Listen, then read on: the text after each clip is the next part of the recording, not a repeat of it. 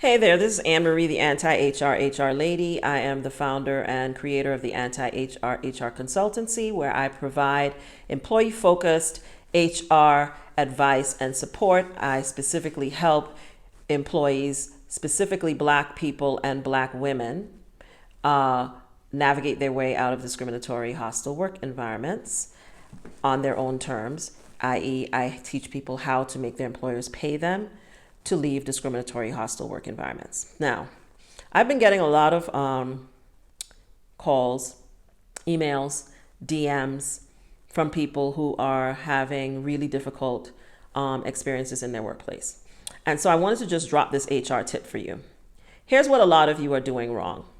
You're focusing on what is happening to you at work, but you're not focused on why. You're not making the connection between the what and the why.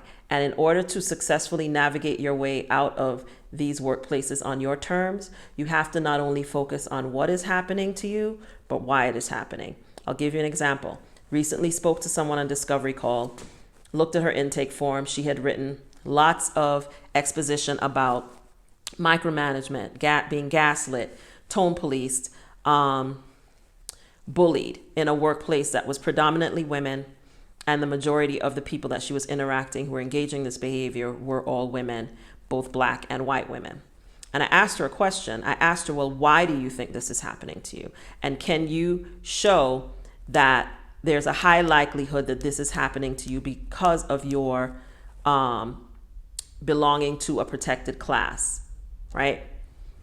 She couldn't, because she was in an unfortunate situation where she was being bullied and ganged up on by women who just didn't like her. And their reason for not liking her was not based in any of those protected classes. Their reasons for not liking her were probably based on other social things. Not saying those things are okay. I hate to see this in workplaces, and I see it a lot. I've experienced it.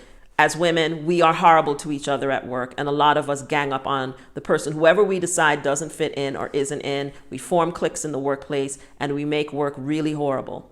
But there's a difference between a hostile, toxic work environment and a discriminatory, hostile, toxic work environment. And it's really important to know the difference and be able to clearly show that you're being treated differently in your workplace based on a protected class or multiple protected classes, and that you're being treated the way that you're being treated because of that. So not just what, but why.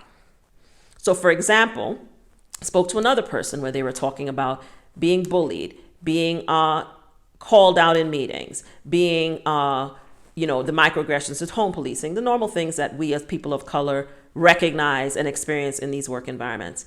But this person, when I asked them, tell me about how your supervisor treats your other colleagues.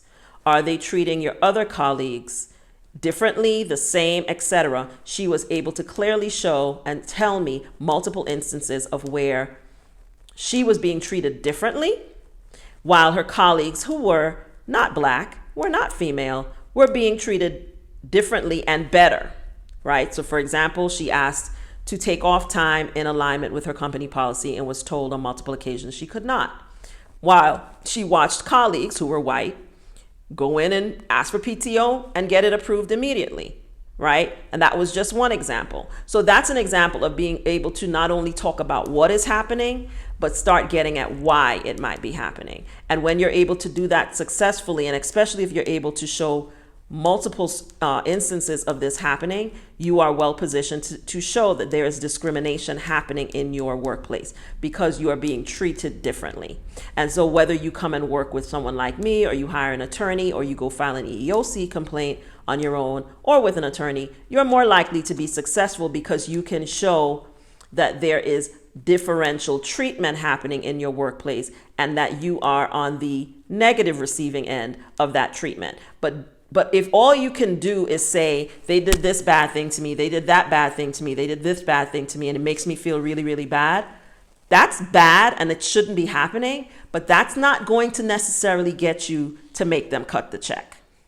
And what I really want you to learn how to do is to be able to recognize discrimination in your workplace, understand how to document it, and understand how and when to report it and communicate with HR about it, and how to then communicate with them in such of a way that they will cut the check with very little resistance, right? So as you think about how you're being treated in the workplace, please don't just focus on what is happening to you.